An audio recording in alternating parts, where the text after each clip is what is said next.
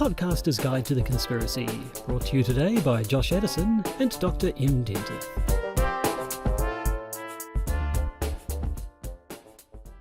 Hello and welcome to the Podcaster's Guide to the Conspiracy. I am Josh Edison, they are Dr. M. Dentith. We are both in Auckland, but not in the same place in Auckland. Because we are under lockdown. Yes, level another 3 one of those, lockdown for all the fun and frolics. Another one of those pesky lockdowns came in on Sunday morning technically, but I was still out at 10 o'clock on Saturday night picking my boys up from a hastily cancelled scout camp. That was entertaining. But yes, we've had some, I think we mentioned this last time, we had a little 3-day lockdown, which was over the Valentine's Day lockdown. The Valentine's Day lockdown. And a lot of people were like, oh, I wonder if we came out of that lockdown too fast. And possibly it looks like we did. So we've got another... It turns out that the cluster we've got is basically related to the Valentine's Day cluster, due to a cluster fudge, due to the contact tracing around that cluster, which appears to have turned into a little bit of a political scandal, with the family saying one thing, the Prime Minister saying another thing, and the communitariat going, well, we don't know what to believe, so we're just going to divide ourselves on partisan lines. Yes, I think this time around it seems like there's a greater sense that somebody wants someone to blame for this one. And there have been stories coming up of people doing things they should not have done, but all going well. I think we're now 4 days with no more cases found. So the lockdown was due to end this Sunday. So barring anything weird happening over the next day or two, we should be out of it again. But for now, we're socially distant. And this is going to explain a little bit of lag in our call tonight. Yes, we're on Zoom again. As we're doing this over Zoom, and there appears to be a little bit of an issue with our connection in that there's a bit of a lag between my stopping speaking and Joshing starting. Oh dear, this is getting very confusing already. There's never a gap before the joshing starts. But also there's going to be cases of people talking over other people, because there's also a bit of visual lag as well. And presumably cases of one of us stopping. I can't quite tell whether that long pause was actually you doing a joke there or literally it's lag. This is going to be great. No, I'm sure that was just lag. Anyway, so we've got just an ordinary episode this time around. It's not an academic paper. It's not one of us trying to fool the other. It's just plain a thing that involves conspiracies that we want to talk about. But before that, Dr. Dentith, have you been trawling through Naomi Wolf's tweets again? You know what I've said about this. Well, yes, what have you found this time? Right, so on the 24th or the 25th of March, depending on where in the world you were, Naomi Wolf tweeted the following. Actually, this is one of these things where you could actually flash this up on the video version of the vodcast to put the little screen cap of the tweet. The tweet goes thus: terrifying. Also confirms/explains the conversation I overheard in a restaurant in Manhattan 2 years ago, in which an Apple employee was boasting about attending a top secret demo. They had a new tech to deliver vaccines via nanoparticles. She didn't actually write particles, she wrote nanoparticles that let you travel back in time. Not kidding. Yeah, I'm not sure what's the worst part of that sentence. I think it's the not kidding. Because up until then, you could think viruses delivering nanoparticles that let you travel back in time does sound like the sort of thing you'd see on like an old episode of Brass Eye or something when they're taking the piss out of strange. But apparently, she was not kidding, and she was not kidding that she was not kidding.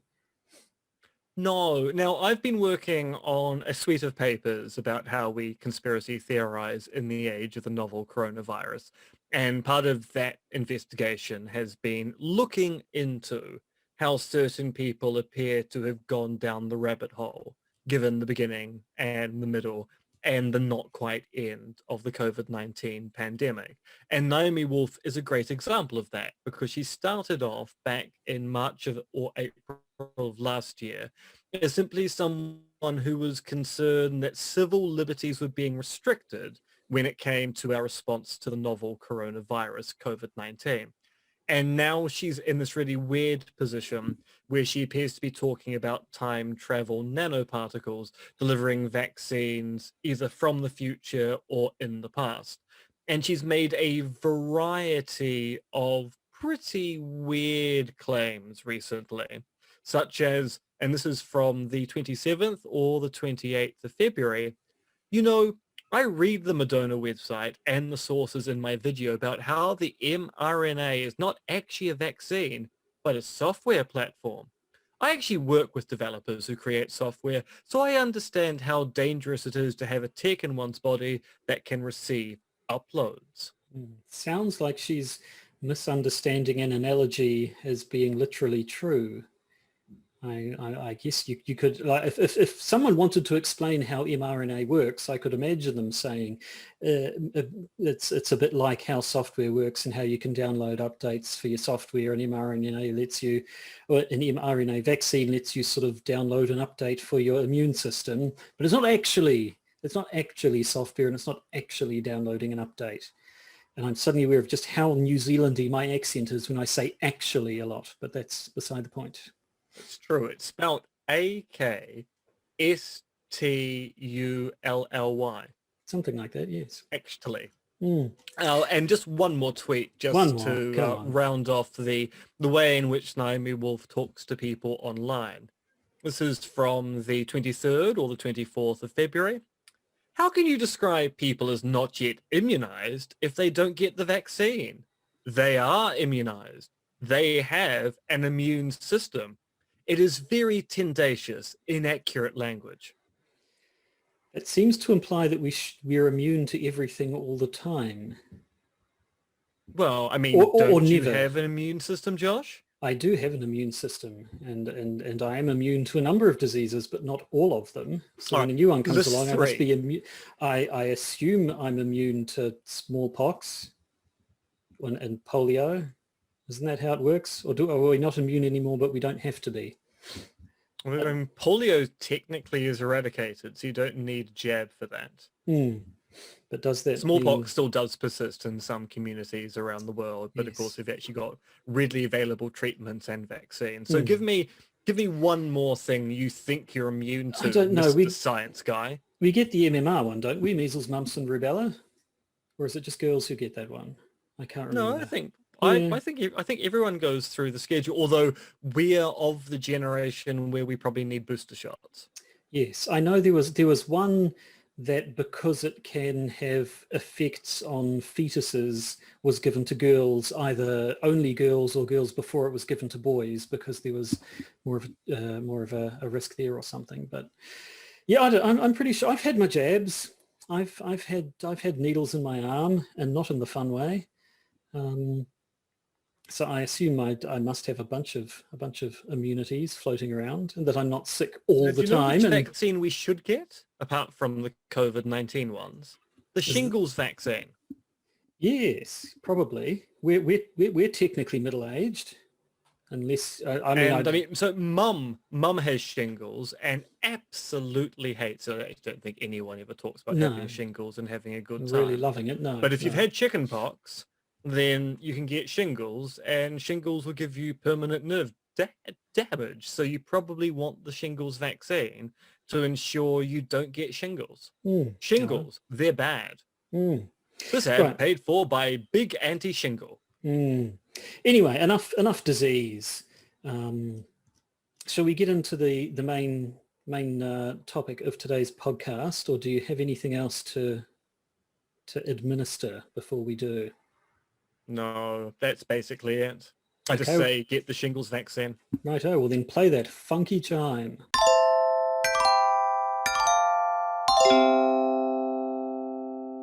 They don't come any funkier than that, I have to say. Now, the subject of this week's episode is one that the good Dr. Dentith brought to my attention a few weeks ago. How did you find out about it? So I found out it through friend of the show, Charlotte Red. That's her Twitter handle, who basically was lamenting the fact that because I'm already meant to be in China by now, She had just listened to the podcast and was really quite annoyed we wouldn't be able to meet up and chat about it. Of course, I'm actually still in Auckland, but because of the lockdown, meeting up to talk to people about podcasts isn't really happening at Not this so point in much. time. No, no. So yeah, I found out about Bed of Lies through Charlotte, and I then told you about it. And now we're going to spoil the entire Yep. thing to our listeners so they feel the need to go and listen to it, even though they really should. Because there's no way we're going to be able to do the thing No. justice in our podcast. And believe me, the way the story is told is an absolute masterclass in making you go, what? You what? They did. No, that Hmm. can't be true. What? No, this is it can't get any worse. Oh God, it really does.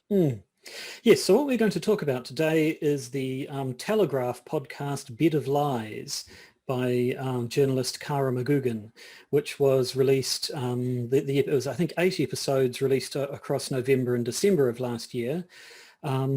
So we're going to spoil the whole thing for you, but yes, I second the idea that you should actually go and listen to it yourself, because it does make for good listening. Now, the podcast, when you listen to it, initially sort of sets things up as a bit of a mystery, which then becomes clearer as it goes through. And we might as well follow the same format. So set us up. What's the hook? So Bed of Lies consists of a series of weird cases involving a number of left-wing activist women in the UK between at least the 1990s and the early 2010s. And these are all cases of women who entered into relationships with men who turned out to have mysterious pasts. Now, each of these men claimed to have some family trauma in their background, which meant they didn't really want to talk about their past, and also explained why they had no contact with their parents and lived far away from their hometowns. Each of these men had a serious mental breakdown about 2 years into their relationship with these women. Each of them appeared to be handy to have around the house, so they'd be a joiner, a plumber, or a builder. Each of them owned a van, and thus their role in the activist groups that they were involved in was the person who drove people to and from particular events. Each disappeared about 4 years after meeting their partners. And in some of the cases, their partners discovered during their relationships that these mysterious men had passports or credit cards under other names, which were often explained away as being stolen or due to identity theft. So yes, initially it's the similarities are what's strange to begin with. In the podcast, they talk to 4 women called Rosa, Lisa, Alison, and Lindsay. Those are all pseudonyms, who didn't know each other to begin with until this story sort of started to come together. Left-wing activists, yes, as you say, spread across the 90s, 2000s, and into the early 2010s. And all independently struck up relationships with men that all seem to go in the same way. And the similarities are quite striking, right down, yes, to the fact that all 4 of them drove vans, which seems like an inconsequential detail, and yet it was something the same across all of them. It should be said, these relationships were in many cases long-term committed relationships. They were sexual relationships, which at least in one case resulted in children. But yeah, there were things which again, if you saw, when you hear it described in one instance, it's like, okay, well, that's a thing that happens. But then when you hear the same thing in all 4 instances, starts to go weird. So yeah, the family trauma was different in most cases. I think one guy at one point talked about how he, came from an abusive family, and so didn't like to talk to them anymore. Another guy at one point, when he was sort of further into the relationship with this woman, sort of took her aside and had a very serious talk with her about where he sort of disclosed that he had been adopted, and so had sort of, didn't know much about his family and where he came from, didn't have much contact with his adoptive family and so on.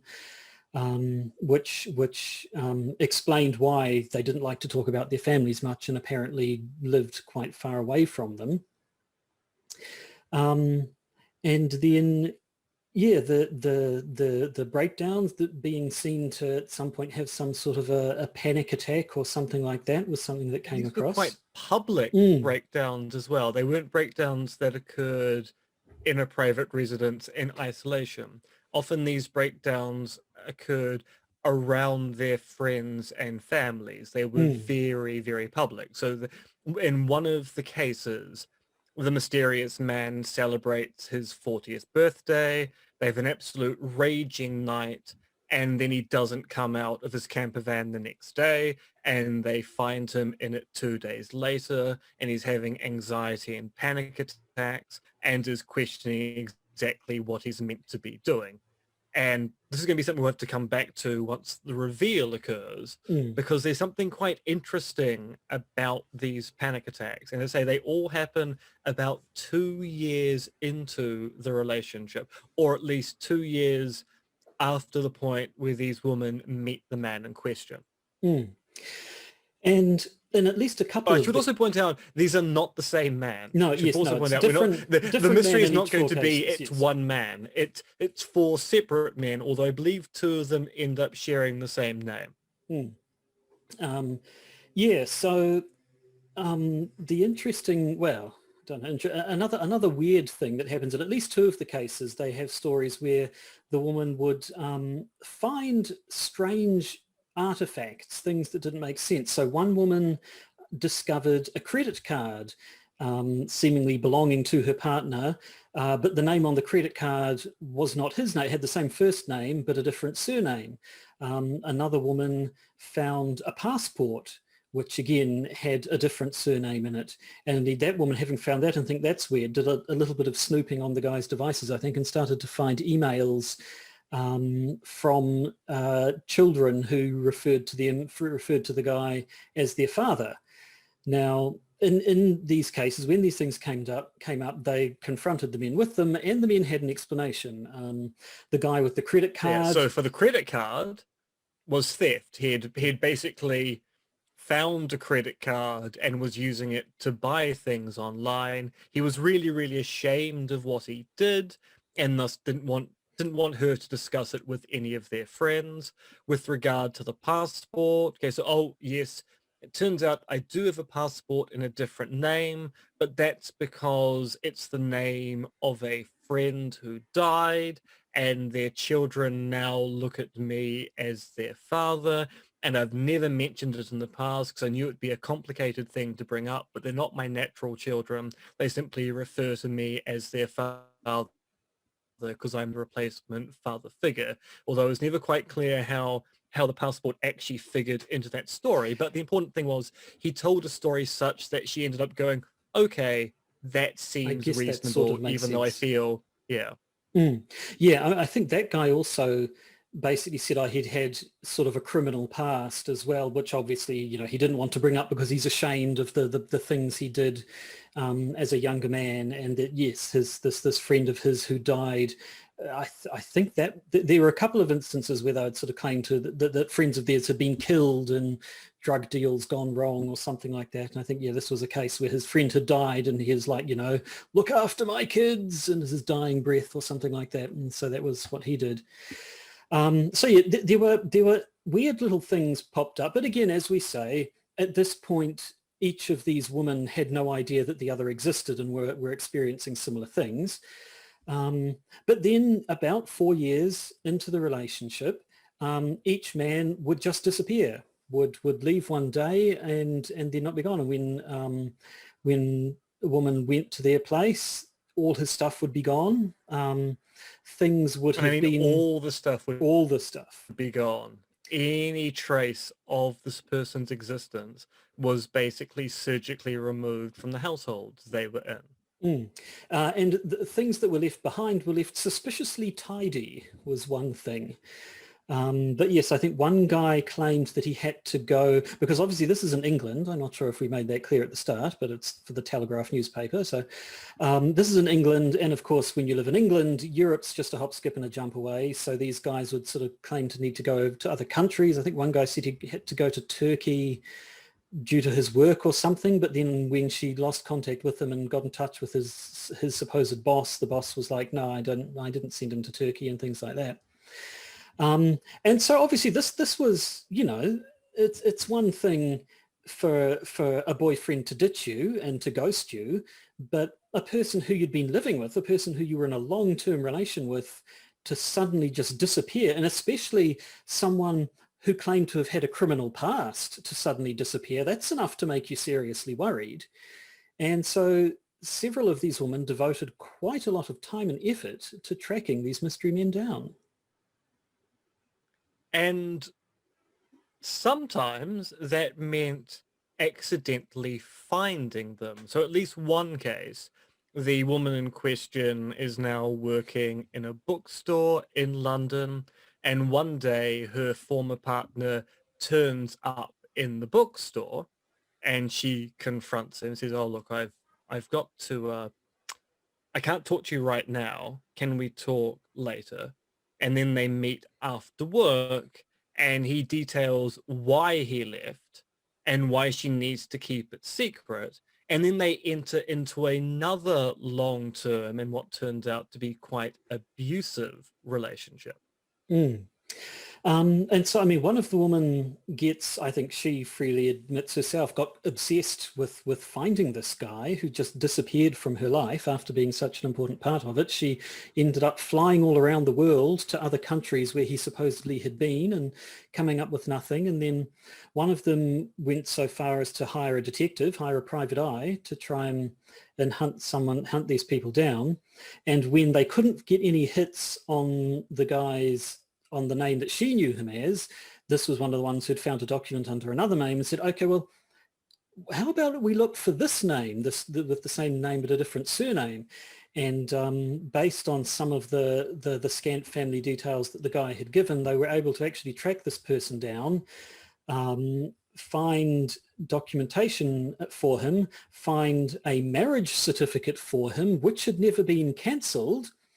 And his occupation on the marriage certificate was listed as, Em, would you please?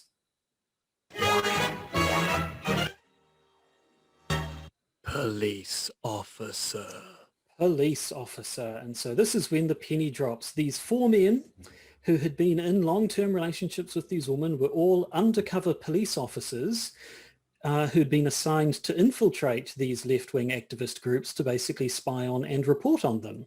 And the 4 years was essentially the end of their, what would you call it, rotation, the end of their assignment. And well, that was tour, then basically tour. their tour. Tour, that's end the of word. the tour, yeah. And that was it. And so then things started to come out. And this, we should say, I mean, this became public in the UK. So possibly if you're listening from and there. There's an ongoing inquiry on the matter happening right now.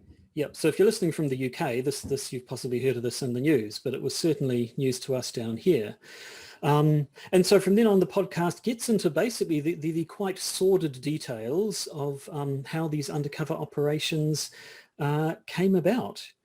And also why they occurred. So one of the discussions that goes on in the podcast is, why were undercover cops infiltrating left-wing groups that did not appear to be involved in criminal behavior? Because it's one thing and say you're in the anti-terror squad and you've got the fear of a terrorist event, so you infiltrate a group to find out what they're going to do next to stop them. But notably when it came to these left-wing activist groups, whether they be animal rights groups, environmentalist groups, they actually weren't doing anything illegal per se. So there's a good question, why are you surveilling people who are engaged in perfectly legal behavior? And the story that's told in Bed of Lies is that after the Cold War, there was basically funding for enforcement, and there really wasn't a clear idea of what that funding would go towards. So a new target was looked at, which is left-wing activists. And it seems that the biggest motivation for we need to constrain and know what these people are up to is the defense of capitalism. Mm. Yeah, I mean, they looked at, there had been at the time some big sort of anti-capitalist protests. I remember, when was the Choggum protests here? Was that late 90s? I think that was while we were at university, if I recall. It's after we've started uni. Mm. So yeah, it must be after I started, so post 96. Yeah, so Maybe 97, 98. Mm. So there had been sort of big protests of big organisations like APEC, and we had Choggum here. I can't remember what Choggum stands for, but and those definitely got rowdy. I mean, you sort of had the hardcore activists up the front who'd be trying to sort of, start some shit with the riot police or break through barriers and make trouble. But I'm not aware of any actual, certainly no deaths happening there, and not much in the way of violence. And indeed, it wasn't just your sort of your hardcore anarchist, anti-capitalist types who are being infiltrated. It was basically any activist organizations on the left. You had them infiltrating environmentalist groups and animal rights activists and things like that. The whole left sort of getting tarred with one brush. Yeah. And at this point, they start to bring in the journalist behind this, Cara McGoogan, starts talking with a man who was a former undercover police officer who has since become something of a whistleblower on the way things are done. He went undercover in criminal organisations, so he wasn't actually one of the people who did this exact sort of thing.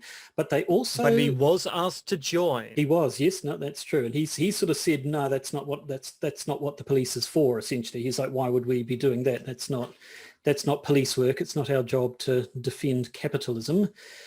But they did source what was basically the instruction manual for, so you're an undercover police officer in a left-wing organisation. And that was quite the eye-opener. It was. So first of all, it talks about the idea that technically officers shouldn't get into long-term relationships because they would be short and disastrous. And they certainly shouldn't get involved in sexual relationships with any of the people. But sometimes things will happen. Nudge, nudge, wink, wink, say no more. Yes, so it's sort of...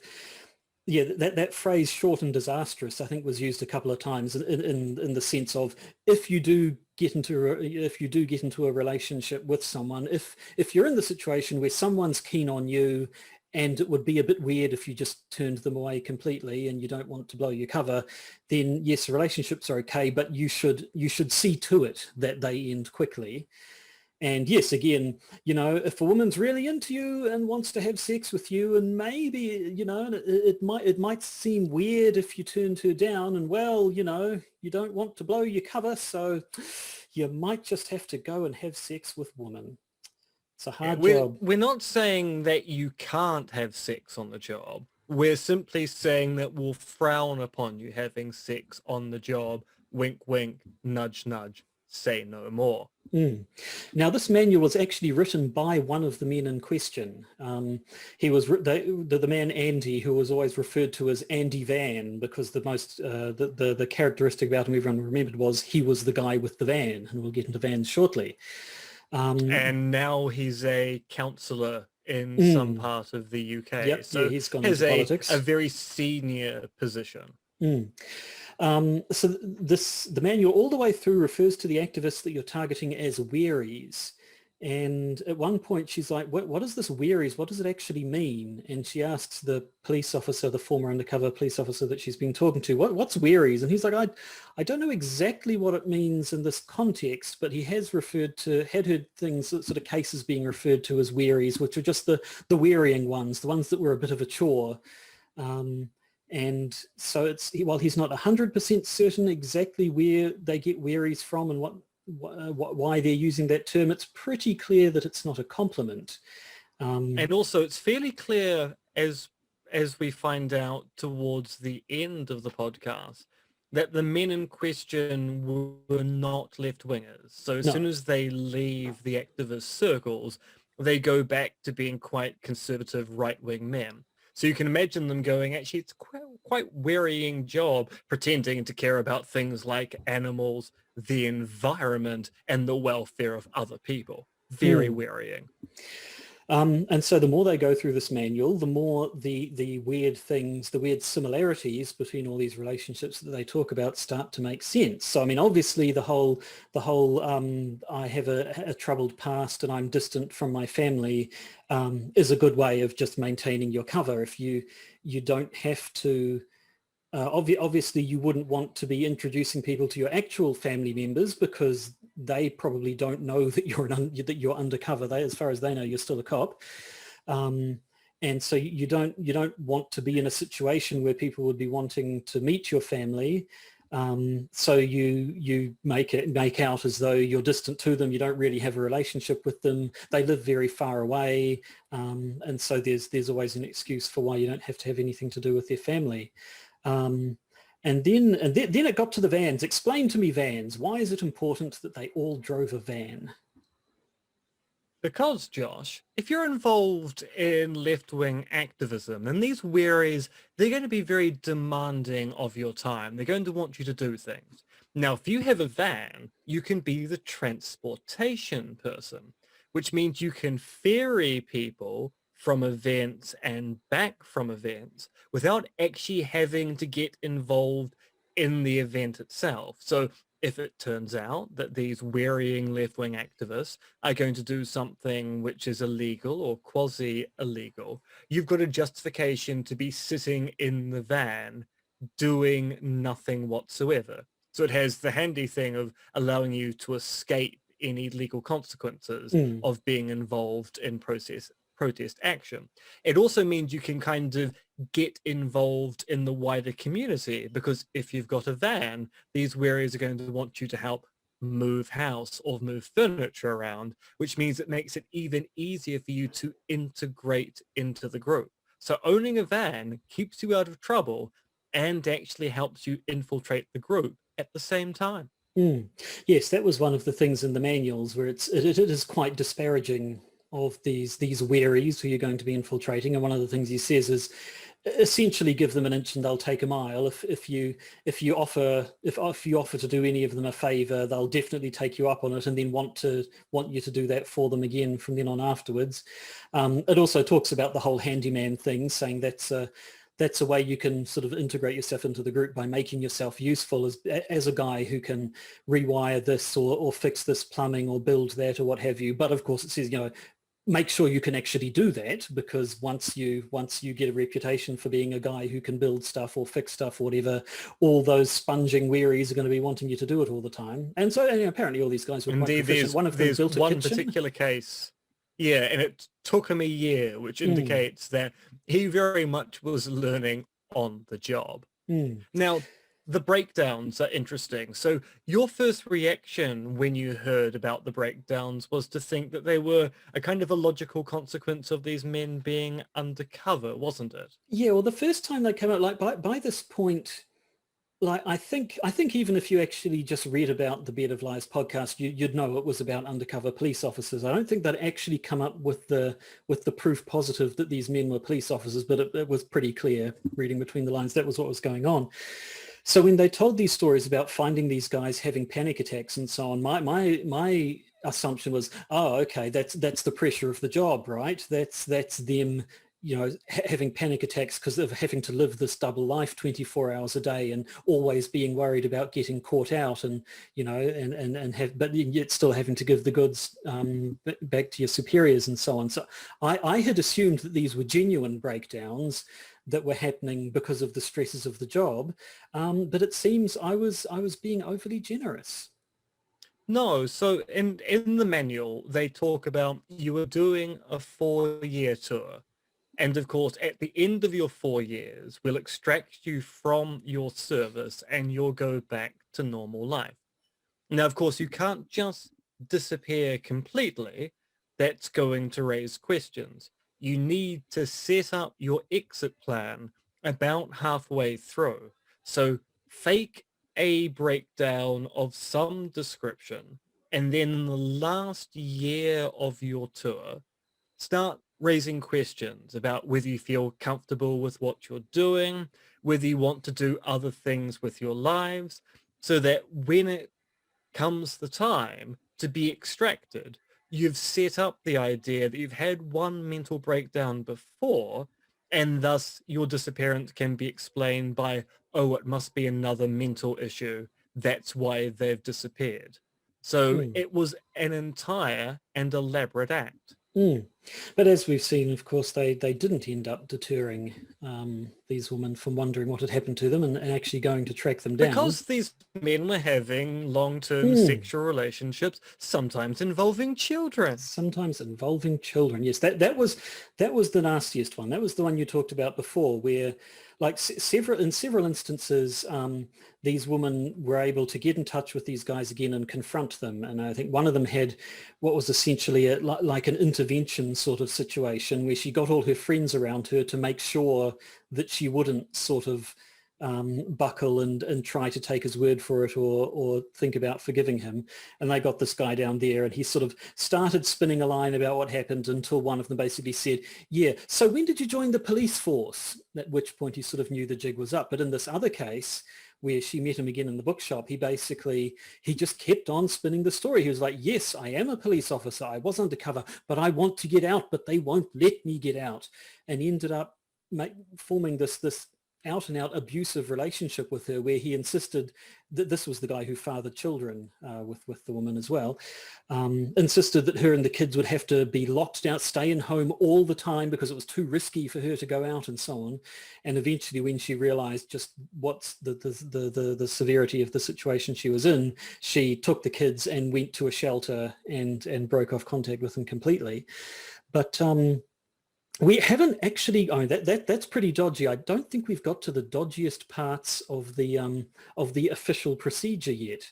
There's the whole the whole identity thing. Surprise us. Yeah. Oh yeah. Actually, that's the second manual, dodgiest. Yeah. So the manual talks about the idea that early on in the program, these officers engaged in identity theft. So they would look for a case of a child who died young. I suppose all children die young. A person who died as a child. Young, yes. And then of the same name, so the same first name, and because around there's the this same whole thing birth about, yeah. So to make it easy to not be caught out, if you choose a completely different first name, then you might not react when you're called by that name, or you might react when someone uses your actual first name. You want a birth date which is very similar so that you don't have accidents about your birth date. You might be able to get away with fudging the year you were born, but forgetting the day and month is another thing entirely. And so they would steal these identities with the permission of the British state to construct brand new identities. Now, it turns out most people actually frown upon identity theft of dead children. And occasionally, it also comes a cropper when suddenly you might actually bump into a family member, or someone decides to look into your past and is able to find a family member who's moved town, at which point they might go, oh, but I believe they died at the age of 5.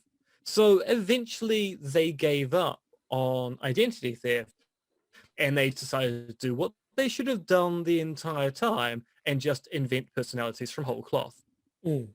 Yeah, so it was quite elaborate, really, of exactly what you want to look for in a fake identity. It would be, you want a child about the same age as you, died young, not died at birth, because apparently there would be records of that. Someone who died as a child, not so tragically that it would have made the papers, just someone who I don't know. I assume that so not someone who have sort of died in a tragic accident or what have you. I guess just a child who died of a terminal illness or something that might have been, or died of sudden infant death syndrome, something of that particular type. Yeah, so tragic, but not so tragic that it would have made the news. And I mean that's not that's not in any way particular to this program. That's sort of been a staple, I think, of spycraft for a long time. I know there was a case here in New Zealand some years ago where some Israeli spies had got caught stealing the identity of dead New Zealand children or something for their fake spying identities, and that caused a bit of a diplomatic stink. But even at the time, it was sort of, yeah, this is kind of how we do it sometimes. And don't forget the ACT MP who engaged in a bit of child identity theft. That was David Garrett. I don't recall, but yes, I remember. I forget who it was, but I remember that happening. Yeah, yeah. So that was. I mean, so as you say, it's a thing that was done, but it's obviously quite distasteful. And when it came out publicly that happened, that was a good enough reason for them to stop it. But I think now we need to come to the dodgiest part of this. Now, you recall I said earlier that they found a current marriage certificate for one of these guys. And he was indeed married and had been married the entire time with a family who he was, on those times when he had sort of, had to go away for whatever reason, that would be him off visiting his actual family. Turns out all the guys were married, and it turns out that's not a coincidence. Yes, because they were required to be married.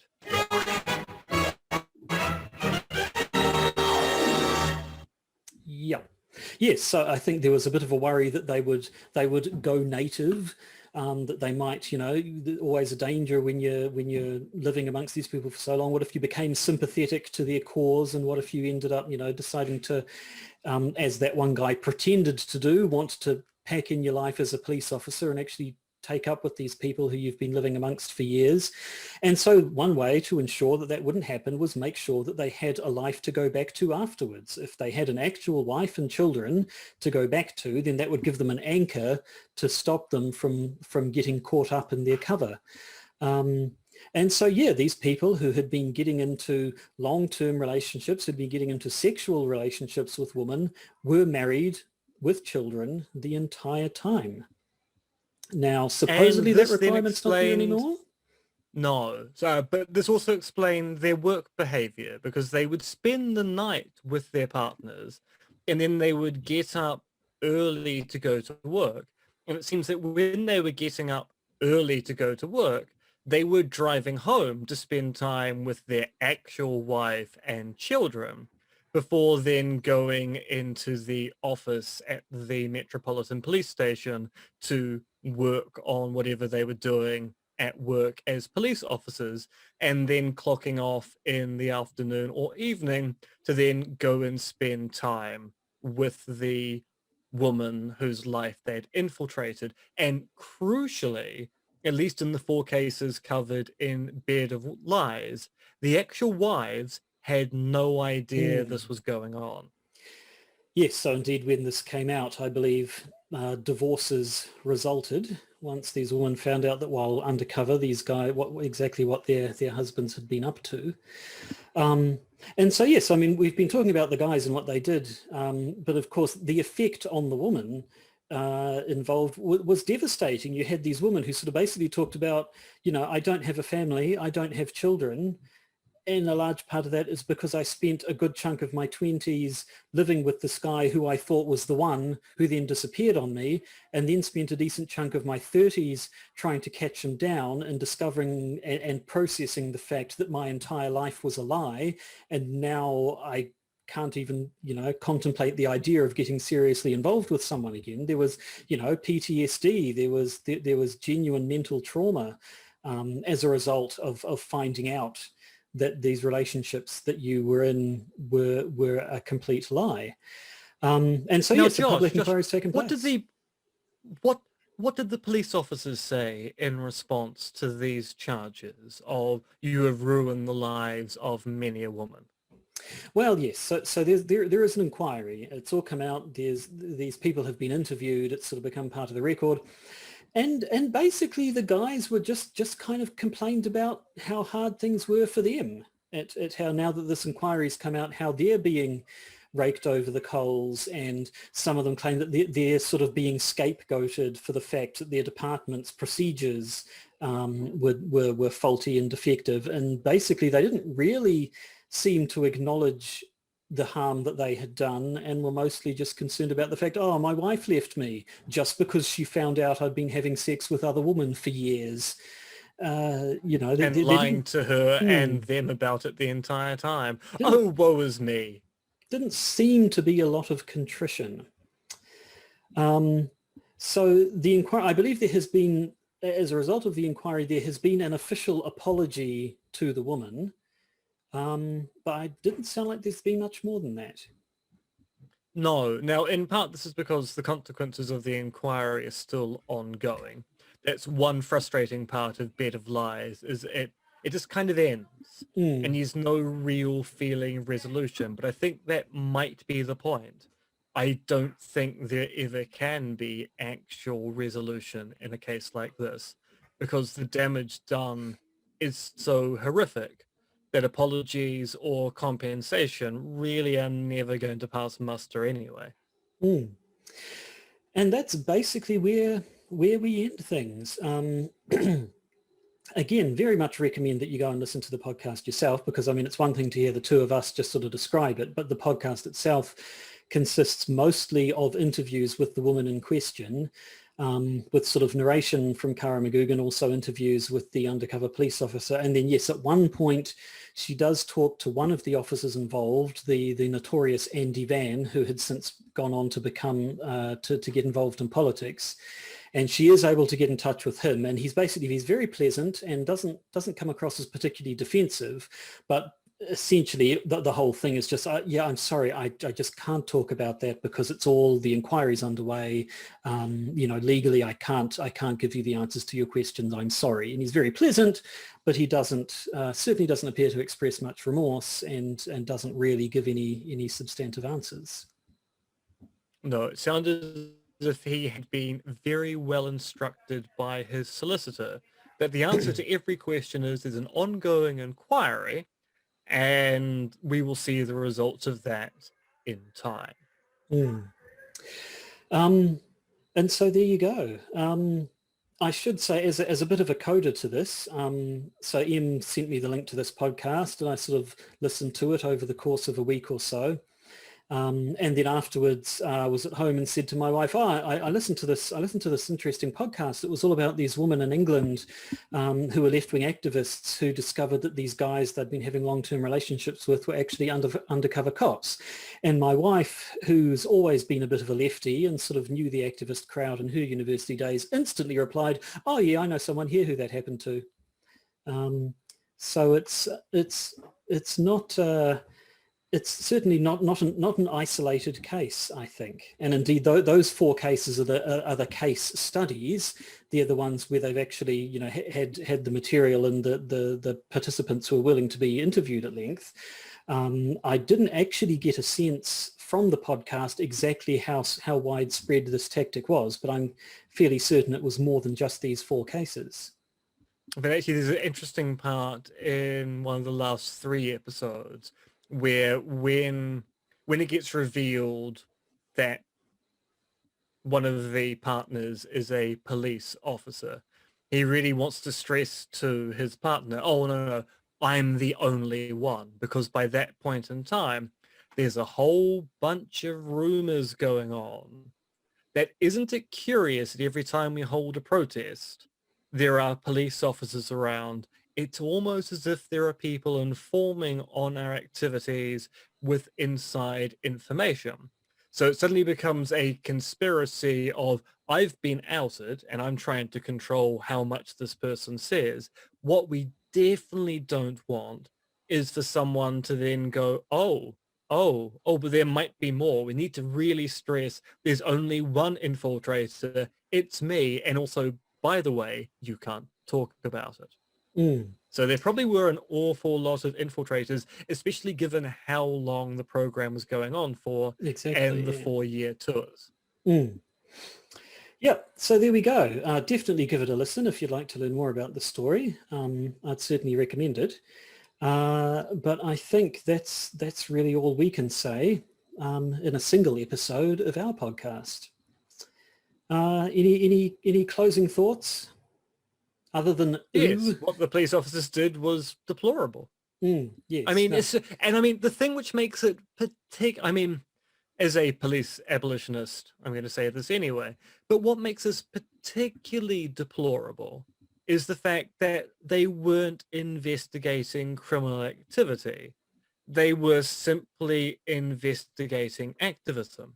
And of course, as we've seen in the US, particularly around the insurrection of the Capitol back in July of this year, we haven't even hit July yet. I mean, Our this year's time is turning out to be meaningless. as long as last year. As we saw in January of this year, it turns out that police forces in the US, like the UK, and unfortunately, like here in Aotearoa, New Zealand, think of left-wingers as dangerous and right-wingers as their natural allies. So they simply treat the idea that there are people out there who are fighting for equality, the environment, and the rights of animals as being a threat to the natural order. Whilst when people turn up with guns in your nation's capital, you end up going, oh, they're not a real threat. I mean, they're right-wingers. They're just like us. And Mm, that's a problem. it That's a is. massive problem in the West. Yeah, I mean that was the thing, and they talked to the undercover guy who was approached about this. I mean, his attitude, even this guy who was an actual police officer, had the attitude of, why are we doing this? How is this the job of the police? We're not. It's not like going undercover in a criminal organization. These Most of the time, apart from maybe a bit of vandalism or something, these people aren't really breaking laws.